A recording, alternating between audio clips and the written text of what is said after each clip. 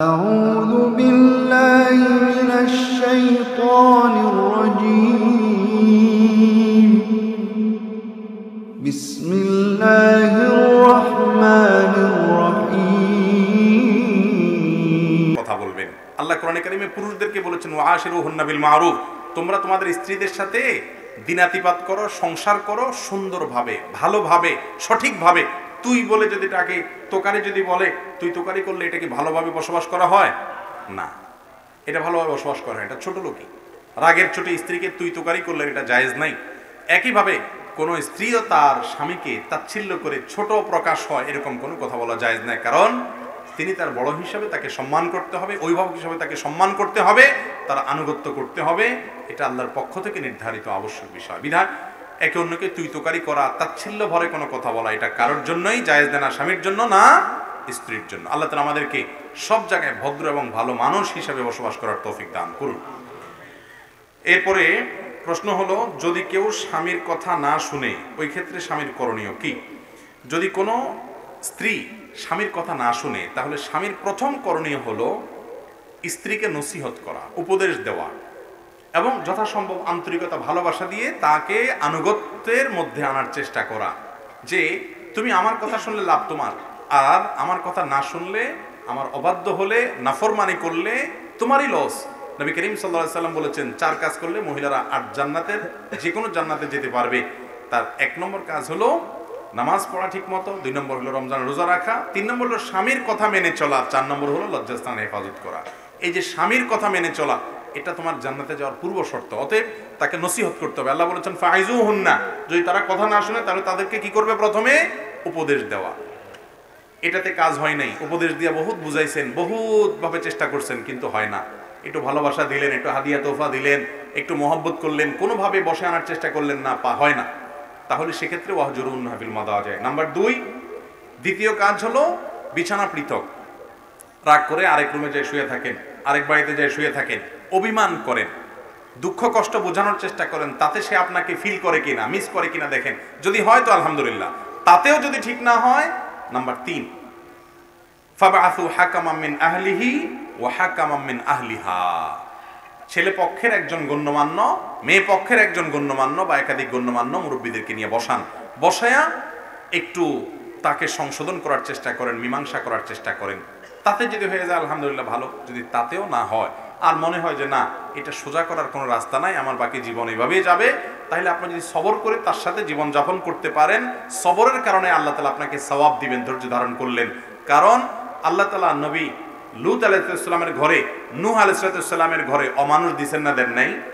তারা সবর করেছেন, সেজন্য আল্লাহ রাব্বুল আলামিনের প্রশংসা পেয়েছেন। আপনি আপনার স্ত্রী অমানুষ হলে, কোনোভাবে সংশোধন হয় নাই, তারপরে যদি আপনি সবর করেন, আল্লাহর কাছে জান্নাত পাবেন। আর যদি মনে হয় না এই এত বেশি খারাপ, যে এর খারাপের মাত্রা এরকম যে আমার সন্তান সন্ততি যা হবে সবগুলোরে খারাপ করবে সে, এরকম আশঙ্কা যদি তৈরি হয়, অথবা আপনি নিজেও সবর করতে পারেন না, এত উল্টাপাল্টা করে যে কখন কি ঘটে যায়, তাহলে সেক্ষেত্রে বিচ্ছেদের চিন্তা করতে পারেন। বিচ্ছেদের চিন্তা করলে হুট করে বিসমিল্লাহ বলে তালাক মেরে দিলেন, সে কাজ হবে না। বরং বিচ্ছেদের চিন্তা করলে আগে কোনো দক্ষ আলেমের কাছে, মুফতির কাছে যাবেন, ভালো কোনো দারুল ইফতা ফতোয়া বিভাগ মাদ্রাসায় যাবেন, যাই বলবেন হুজুর এই অবস্থা আমার স্ত্রীকে আমি ওই যে শরীয়ত কোরআন বর্ণিত 3টা স্টেপে সবগুলো পার করছি, নসিহত করছি, অভিমান করে দেখছি, শাসন করে দেখছি, মুরব্বীদেরকে ডেকে বসাইছি, 3টার কোনোটাতে কাজ হয় নাই, আমি 4টা ব্যবহার করতে চাই, তালাক দিতে চাই। তখন হুজুর আপনাকে এমন সিস্টেমে তালাক দেওয়ার কথা বলবেন, সুন্নাত সম্মত তালাক, যে তালাক দেওয়ার পরে 20 বছর পরেও যদি আবার একত্র হতে চান সেই সুযোগ থাকবে ইনশাআল্লাহ। আর নিজে নিজে দিবেন, তাহলে সেক্ষেত্রে এমন সর্বনাশ হতে পারে যে এরপরে হুজুরদের পিছে পিছে ঘুরবেন আর থাকার সুযোগ পাবেন না।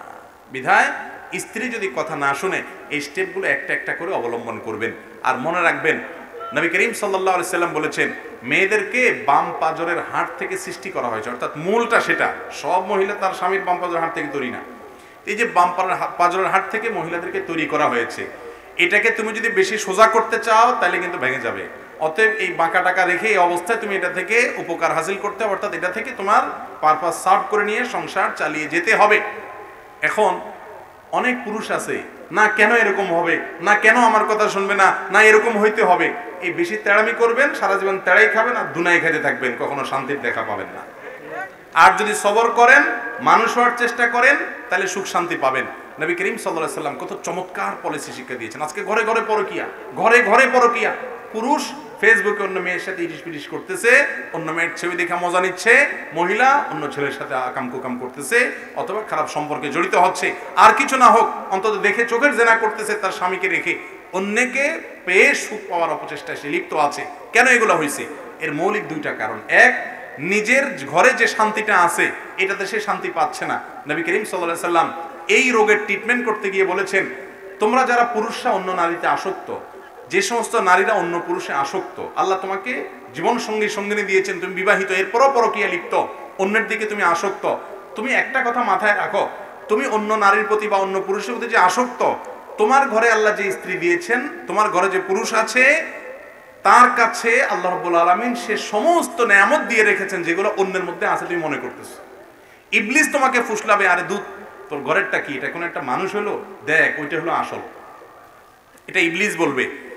প্রকৃত অর্থে দুজনের মধ্যে কোনো পার্থক্য, যত অপশন আল্লাহ তাআলা তোমার ঘরেরটা দিয়েছে, বাহিরটা তো সেটা। বিশেষ সুখ আল্লাহ তাআলা কোথাও ওইভাবে দেন নাই যেভাবে তোমাকে শয়তান বুঝায়। এই জন্য ওই যা পেয়েছো সেটা পেয়ে সন্তুষ্ট পাওয়ার চেষ্টা করো। নাম্বার 2, পরকীয়া হয় কি কারণে? এর একটা বড় কারণ হলো, না আমার ঘরেরটা এই ত্রুটি আছে, অন্যের মধ্যে এই ত্রুটিটা নাই, এ দেখতে সুন্দর না সে দেখতে সুন্দর, এ লম্বা না সে লম্বা, এটা সেটা, এগুলো শয়তান বাইর করে দেয়। মানুষ রূপী কিছু ইবলিস আছে, তারাও বলে, মহিলার কাছে যা ফুসলে বলে, ভাবি এটা কোনো কথা, এ অমানুষের সাথে আপনি জীবন কাটাতেছেন, আপনার মতো মেয়ে এত সুন্দর রূপে গুণে শিক্ষা পড়ালেখায় আপনার বাপের বাড়ির যে পরিচয় বংশ, মাশাআল্লাহ, আপনি এটা রাজপুত্র পাওয়ার কথা, আহারে জীবনটা আপনার তেজপাতা হয়ে গেছে ভাবি। এরকম বলে কি বলে না? যে মানুষগুলা এটা এসে বলে আপনার কাছে, হো বোন, বুঝবেন যে শয়তানের রূপ ধরে আসছে, সাক্ষাৎ ইবলিস নামে আসছে। একইভাবে আপনি পুরুষ মানুষ, আপনাকে অনেক মেয়েরা বলবে যে ভাই ভাবি যে আপনার সাথে আসলে মানায় না ভাই, বলে কি বলে না অনেক মানুষ? ওইটাও বুঝবেন যে ইবলিসের রূপ ধরে আসছে, মানুষের রূপ ধরে ইবলিস আসছে। কেন জানেন?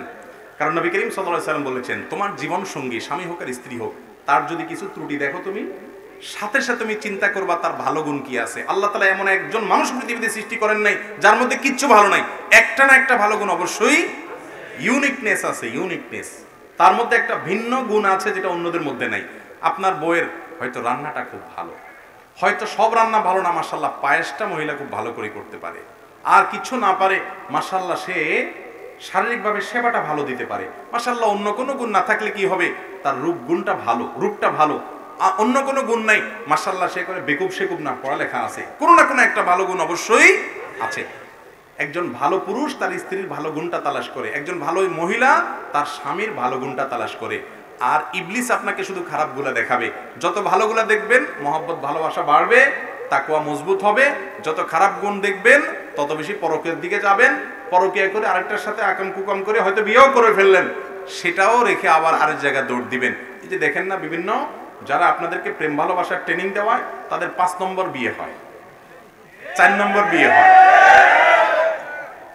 এত সুখ, সুখের চোটে 4টা সংসার করা শেষ, 5 নম্বরটা এসে ধরে। আবার আমাদের মতো বেকুব আবাল পাবলিক এদেরকে নিয়ে আবার লাফাইও আমরা, ঠিক না? দেখেন 5টা 6টা বিয়ে হয়, তার মানে কি কয়দিন পর পর ভাঙে, মেড ইন চায়না, ঠিক না? কয়দিন পর পর ভাঙে। আপনি যদি নবী করিম সাল্লাল্লাহু আলাইহি ওয়াসাল্লামের আদর্শ অনুযায়ী চলেন, আমি সব জায়গায় বলি, ওই মুরব্বী চাচা যারা আছেন এখানে মুরব্বীরা, দেখেন যে চাচির সাথে যে কি সম্পর্ক, সুপারগুলোর মতো, আঠার মতো তাদের মহব্বত লেগে গেছে, ঠিক না বেঠিক? আর এখন যুবকরা, আইরে মহব্বতের উতরানি, কত রকম উতরানি, ফেসবুকে মেসেঞ্জারে আর কত মহব্বত ভালোবাসা উজাড় করে দেওয়া, লাভ এটা সেটা, কিন্তু 2 দিন পরে টুনটুন করে ভাঙে, ঠিক না বেঠিক? আল্লাহর আনুগত্যের বাইরে কোনো শান্তি আল্লাহ তাআলা রাখেন নাই। আল্লাহর আনুগত্যের বাইরে যারা গেছে তাদের জীবন তেজপাতা হয়ে গেছে। অতএব আমরা সবর করবো তো ইনশাআল্লাহ। বউ যদি স্বামীর কথা না শুনে স্টেপ বাই স্টেপ আগাবেন, একবারে ধরেই সিরিয়াস এবং সর্বশেষ অস্ত্র ব্যবহার করবেন না। এরপরে প্রশ্ন, আমার বেতন অল্প পরিবারের সাথে থাকলে আমার ঋণ করে চলতে হয়, এক্ষেত্রে আমার কি করা উচিত? আমার বিয়ে করা বউ বাচ্চাও আছে। দেখুন ভাই, উপার্জন কম থাকলে আমাদের জীবনে একটা বড় সমস্যা হলো যে আমরা অনেকে ঋণগ্রস্ত হয়ে পড়ি। দেখুন ভাইরা, আল্লাহ তাআলা আমাকে যতটুকু সামর্থ্য দিয়েছেন ওই সামর্থ্যের মধ্যে আমি সুখ খোঁজার চেষ্টা করব, যতটুকু দিয়েছেন ততটুকু। সেখান থেকে যদি আপনি আরো বেশি চান তাহলে আপনি ঋণ নিতেই থাকবেন, কখনো চাহিদা শেষ হবে। ডাল আর ভাত খান, ওর মধ্যে শান্তি পাওয়ার চেষ্টা করেন। আল্লাহ তাআলা আমাকে এটুকু দিয়েছেন। আফ্রিকায় বহু মানুষ থাকে যারা এই ডাল ভাতটাও জোগাড় করতে পারে না, তাদের চাইতে আল্লাহ আমাকে হাজার গুণ ভালো রেখেছেন। আর ইমানদারের ভোগের জায়গাতে দুনিয়া না, ভোগের জায়গায় কোথায়? আখিরাতে। সামান্য সময় পার করে আমরা আখিরাতে চলে যাবো ইনশাআল্লাহ। সেই চেষ্টা করলে দেখবেন আল্লাহ তাআলা সহজ করে দিবেন। এরপরে প্রশ্ন হলো, জাকাত হিসাব করে ভেঙে ভেঙে দেওয়া যাবে কিনা? জাকাতের টাকা হিসাব করে আপনি দেখছেন এই বছর আপনার এত টাকা জাকাত আসছে, একসাথে দিবেন না। আপনি চাচ্ছেন সব সময়, গরিব মানুষ আসে না, 2 মাস পরে 4 মাস পরে একজন গরিব পাইলাম, আত্মীয় স্বজনের ভিতরে অভাব পাইলাম, তাদেরকে দিলাম, সারা বছর ধরে দিব। এটা জায়েজ আছে কিনা? উত্তর হলো জায়েজ আছে। তবে এটার জন্য নিয়ম হলো, আপনার জাকাত আসছে কথার কথা সব মিলিয়ে 50,000 টাকা। একটা ডায়েরিতে আপনি লেখেন আমার এত বছরে এই বছরের জাকাতের টাকা 50,000 আসছে। সেখান থেকে আজকে আমি 2,000 দিলাম, কালকে 5,000 দিলাম, 2 মাস পরে 3,000 দিলাম, এভাবে মাইনাস করতে থাকেন। এবং পরিবারের লোকদেরকে জানায় রাখেন যে আমার জাকাতের টাকা এত আসছে, এই ডায়েরিতে লেখা আছে হালনাগাদ, এত বাকি, এত দেওয়া হয়েছে, যাতে করে আমার মৃত্যু হয়ে গেলে সাথে সাথে তোমরা বাকি টাকাটা পরিশোধ করতে পারো, গরিবদের জন্য হক পৌঁছে দিতে পারো। এইরকম আলাদা করে ফেলা, হিসাব আলাদা করা এবং আপনার সবকিছু আলাদা করে সেটাকে ভেঙে ভেঙে দিলে জায়েজ হবে। বৃষ্টি বাড়ছে না, বেড়ে গেলে তখন আমরা শেষ করে দিতে হবে। আপনারা সিগন্যাল দিয়ে, যদি অসহনীয় পর্যায়ে চলে, হ্যাঁ আরো কিছুক্ষণ চলতে পারি ইনশাআল্লাহ। জি ভাই, অনেক কষ্ট করে মাহফিলের আয়োজন করছেন, আবার কখন হবে না হবে, কোথায় পাবেন না পাবেন। আলহামদুলিল্লাহ, এখানে পানি পড়ে না ভাই, এখানে একটু পানি পড়লে না বেচারা সান্ত্বনা পাইতো। তাহলে বলবে হুজুর আপনি তো আরাম করে বসে রয়েছেন, আমাদেরকে শুধু ওয়াশ শোনাইলে হবে। আমিও ভিজতে রাজি আছি ভাই, কিন্তু আছে এখানে পানি পড়তেছে তো। যাক ভাই, তাহলে দুঃখে আপনারা একলা নাই, আমরাও আছি, সবাই মিলে জুলে বাগজয়ে কষ্ট করি ভাই। একটু কষ্টের বিনিময়ে যদি আল্লাহর সন্তুষ্টি পাওয়া যায়, এটা কোনো লস নাই ইনশাআল্লাহ। আর যুব সমাজ নেশায় জুয়ায় আসক্ত, এর থেকে মুক্তির উপায় কি নিয়ে কিছু বলুন। ভাইরা আমার, আল্লাহ রাব্বুল আলামিন মানুষকে এমনভাবে সৃষ্টি করছেন, কোনো না কোনো কিছু তার ভেতর সে ধারণ করবেই। ভালো কিছু না দিলে সেটা খারাপ কিছুকে ধারণ করতে বাধ্য। ডক্টর খন্দকার আব্দুল্লাহ জাহাঙ্গীর রহমানুল্লাহ একটা চমৎকার উপমা দিয়েছেন। তিনি বলেছেন যে মোবাইল ফোন 2 প্রকার, একটা হলো বাটনওয়ালা মোবাইল, ওই যে কম দামের গুলা, আরেকটা হলো স্মার্টফোন। স্মার্টফোনের মধ্যে বিভিন্ন প্রোগ্রাম দেওয়া থাকে না, অ্যাপ স্টোর প্লে স্টোর থেকে নামায়া সেটা ব্যবহার করতে হয়। যেমন ক্যালকুলেটর আপনি পছন্দ অনুযায়ী নামায় নিতে পারেন, ঠিক না? আর কম দামের যে বাটনওয়ালা মোবাইল বলা হয়, সে মোবাইলগুলো কি হয়, সে মোবাইলগুলোতে যা দেওয়ার তা দেওয়া আছে, কোনো অ্যাপ স্টোর প্লে স্টোর থেকে নামানোর কিছু নাই। আল্লাহ তাআলা যত পশু পাখি সৃষ্টি করেছেন এগুলো সবগুলো হলো বাটনওয়ালা মোবাইলের মতো, আর মানুষকে আল্লাহ তাআলা সৃষ্টি করেছেন স্মার্টফোনের মতো করে। কিভাবে সেটা বুঝাই? অন্য প্রাণীকে যা দেওয়ার প্রোগ্রাম সব ইনস্টল করে আল্লাহ তাআলা দুনিয়াতে পাঠান, নতুন কোনো কিছু ইনস্টল সেখানে হবে না। আর মানুষকে আল্লাহ তাআলা ব্ল্যাঙ্ক রেখে দিয়েছেন, মূল জিনিস সব ঠিক আছে, ফিতরাত ঠিক আছে, এরপর তার মধ্যে আল্লাহ তাআলা প্লে স্টোর অ্যাপ স্টোরের মাধ্যমে ভালো কিছু চাইলে ভালো, খারাপ কিছু চাইলে খারাপ কিছু নামানোর সুযোগ রাখছেন। যেমন স্মার্টফোনে, দামি মোবাইলগুলোতে আপনি চাইলে একটা খারাপ জিনিসও নামাইতে পারেন, চাইলে একটা ভালো জিনিসও, চাইলে কোরআনের অ্যাপও নামাইতে পারেন, চাইলে ফিল্মের অ্যাপও নামাইতে পারেন। অপশন আছে না নাই? মানুষকে আল্লাহ তাআলা এইভাবে তৈরি করেছেন। তো এই জন্য একটা হাঁস, একটা মুরগি দেখবেন জন্মের পরে হাঁটা শুরু করে, মানুষ হাঁটতে পারে? মানুষকে শিখাই দিতে হয় মা বাপ, ঠিক না? একটা পশু পাখি জন্মের পর থেকে যা পারে সারা জীবন তাই পারে, এই জন্য তার কোনো বিশ্ববিদ্যালয়ে ভর্তি হওয়ার অপশন নাই। কারণ হলো যা দেওয়ার সবকিছু আল্লাহ তাআলা বিল্ট ইন করে দিয়েছেন, তার মধ্যে নতুন কিছু ঢুকবে না। সারা জীবন হাঁস ডিম পাড়বে আর সাঁতার কাটবে, মুরগি সারা জীবন ডিম পাড়বে আর সোঁসো করে ঘুরবে আর খাবে, এটাই তার কাজ। এভাবে সব প্রাণীকে সৃষ্টি করেছেন, কিন্তু মানুষ আল্লাহ তাআলা এমন ভাবে সৃষ্টি করেছেন, তার এই বিবেক, তার এই বুদ্ধি, এটা দিয়ে ব্যবহার করে সে আকাশে উঠতে পারে, পাতালেও নামতে পারে। এই জন্য মানুষের এটা যেহেতু ব্ল্যাঙ্ক, এজন্য প্লে স্টোর থেকে ভালো কিছু নামানোর অপশন দিতে হবে। যুব সমাজ কেন নষ্ট হচ্ছে সেটার উত্তর দিতে গিয়ে এক উপমা পেশ করলাম। আজকাল আমাদের যুবকদের সামনে ভালো কোনো দৃষ্টান্ত নাই। তাদের সামনে যদি নবী করিম সাল্লাল্লাহু আলাইহি সাল্লামের, আল্লাহর নবীর দৃষ্টান্ত থাকতো, তার সিরাত, তার জীবন ইতিহাস থাকতো, আবু বকর, ওমর, উসমান, আলী, আব্দুল্লাহ ইবনে আব্বাস, আব্দুল্লাহ ইবনে ওমর, রিদওয়ানুল্লাহি তাআলা আজমাইন, এই সমস্ত সাহাবী এবং মনীষীদের জীবনই থাকতো, যাদের জীবনে ত্যাগ আছে, ভোগ নাই, যাদের জীবনে মানুষের কল্যাণে কাজ করার আদর্শ আছে, নিজের স্বার্থের পেছনে অন্ধ হওয়া নেই, তাহলে সেক্ষেত্রে আমাদের তরুণরা আজ মাদকাসক্ত হতো না, তরুণরা আজ বকে যেত না, নষ্ট হতো না। ভালো প্রোগ্রাম যদি ইনস্টল করার অপশন ব্যবহার করা হতো, আজ আমাদের যুবকদের সামনে দেখানো হয় কি, কিভাবে অবৈধ সম্পর্ক গড়ে তুলবে, হারাম রিলেশন করবে, কিভাবে তথাকথিত প্রেমকে জয় করবে। অবৈধ প্রেম আবার জয়ের কি আছে? বাপমার বিরুদ্ধাচরণ করবে এবং সমাজের বিরুদ্ধাচরণ করবে, আল্লাহর বিরুদ্ধাচরণ করবে, আল্লাহর নির্দেশ লঙ্ঘন করে কিভাবে হারামের কাছে যাবে, সেই গল্প শোনানোর জন্য যখন যুবকদেরকে উস্কে দেওয়া হয়, তখন তাদের থেকে ভালো কিছু আশা করা যায় না। ভাইরা আমার, যৌনতা, সেক্সুয়াল যে আকাঙ্ক্ষা, এটা মানুষকে আল্লাহ তাআলা সৃষ্টিগতভাবে দিয়ে রেখেছেন। মানুষ তো মানুষ, পশু পাখিরা নির্দিষ্ট এইজে পৌঁছার পর, প্রাপ্তবয়স্ক হওয়ার পর অটোমেটিকলি তার ভিতরে যৌন চাহিদার উত্তরায় আকাঙ্ক্ষা তৈরি হয়। যেটা প্রমোটেড বাই আল্লাহ তাআলা, ওইটাকে কন্ট্রোল করতে হয়, নিয়ন্ত্রণ করতে হয়। ইসলাম বলে নিয়ন্ত্রণ করো, আর সেকুলার সমাজ বলে না আরো উস্কাও, আর উস্কাবা একদিক দিয়ে, আরেক দিয়ে বলবা না যুবক ধর্ষণ করা যাবে না, ইফটিজিং করা যাবে না। ঠিক না ঠিক? আপনি বিজ্ঞাপনের নাম দিয়া, আপনি নাটক সিনেমার নাম দিয়া, নোবেলের নাম দিয়া, বিভিন্ন নাম দিয়া যুবকদের চোখের জেনা করায়া তাদেরকে হারামের দিকে উস্কানি দিবেন।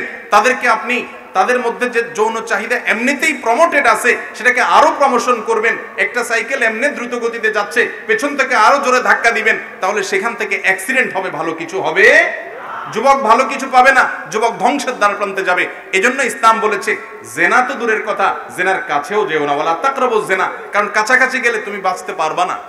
আর যুব সমাজ বকে যাওয়ার, নষ্টের পথে চলে যাওয়ার, বিপদগামী হয়ে যাওয়ার, স্বার্থান্ধ হয়ে যাওয়ার, মা বাবার অবাধ্য হয়ে যাওয়ার, ভদ্রতা শিষ্টাচার হারিয়ে যাওয়ার প্রধান কারণ হলো যুবকদের সামনে আজ কোনো ভালো আদর্শ দেয়া হচ্ছে না। তাদের সামনে শুধু ভোগের যে জীবন দর্শন সেটাকে উপস্থাপন করা হচ্ছে, কখনো 31 নাইটের নামে, কখনো আপনার তথাকথিত অবৈধ ভালোবাসার নামে, তথা কখনো সেন্ট ভ্যালেন্টাইন্স ডে দিবসের নামে। এক এক সময় এক এক অকেশনে এক একভাবে যুবকদের আবেগকে পুঁজি করে বাণিজ্যিক সাম্রাজ্যবাদীরা তারা বিভিন্ন বিজনেসের পর বিজনেসে এবং ব্যবসার পশ্চা সাজায়। এগুলো দিয়ে তাদের আবেগের নাম দিয়ে বিভিন্ন ব্যবসা বাণিজ্য করে তারা যুবকদের ঈমান নষ্ট করে, চেতনা নষ্ট করে। আমরা যত বেশি তাদের মধ্যে কোরআন এবং হাদিসের শিক্ষা দিতে পারবো, মুহাম্মদ সাল্লাল্লাহু আলাইহি সাল্লামের আদর্শ দিতে পারবো, ভালো মানুষের আদর্শ দেখাতে পারবো, এই প্রোগ্রাম তাদের এই ব্ল্যাঙ্ক সেটের মধ্যে যত বেশি ইনস্টল করতে পারবো, তত বেশি তাদের থেকে ভালো কিছু প্রকাশ হবে ইনশাআল্লাহ। যুব সমাজকে বাঁচাবার জন্য কোরআন হাদিসের ছায়াতলে আনার কোনো বিকল্প পথ খোলা নেই। আল্লাহ তাআলা আমাদেরকে সেই কাজটি করার তৌফিক দান করুন। পিতামাতা মারা গেলে ফুফুদের হক দিতে হবে কিনা? পিতামাতা যদি মারা যায়, ফুফুদের হক দেওয়া লাগবে না লাগবে না? বিশেষ করে আপনার দাদার সম্পদের যে পরিমাণ হক বা জমিতে যে পরিমাণ পাওনা আছে আপনার ফুফুর, সেটা হিসাব করে ফুফুকে দিতে হবে। অন্য চাচাতো ভাইরা জ্যাঠাতো ভাইরা দিতে রাজি না, তারা না দেখ, আপনার ভাগে যেটা আসছে সেটা হিসাব করে ফুফুকে সম্মানের সাথে দিবেন। দেওয়ার সময় বলবেন, ফুফু এটা আপনার হক, আপনাকে দিয়েছি, আপনি এটা নিতে ইতস্তত বোধ করবেন না। আমি আপনার ভাইয়ের ছেলে হিসাবে, আপনার আমার রক্ত এক, বিধায় মরণ পর্যন্ত আমার বাবার মতো আপনাকে শ্রদ্ধা করে যাব। আপনার সম্পদ আপনি নিয়ে নিয়েছেন এই বাড়ি থেকে, এই জন্য আপনাকে আমি আর চিনবো না, ব্যাপারটা এরকম না ফুফু। সারা জীবন ভাতিজা হিসাবে আমি আপনার সাথে সদ্ব্যবহার করতে বাধ্য, কারণ কোরআন আমাকে আত্মীয় স্বজনের প্রতি সুসম্পর্ক বজায় রাখতে বলেছে। আপনি আমার বাবার বোন, মানে আমার বাবার মতো শ্রদ্ধা পাওয়ার উপযুক্ত। আপনার হকও নেন, আপনার প্রতি ভালোবাসা শ্রদ্ধার কোনো কমতি হবে না। এরকম নিবেদন যদি করতে পারেন,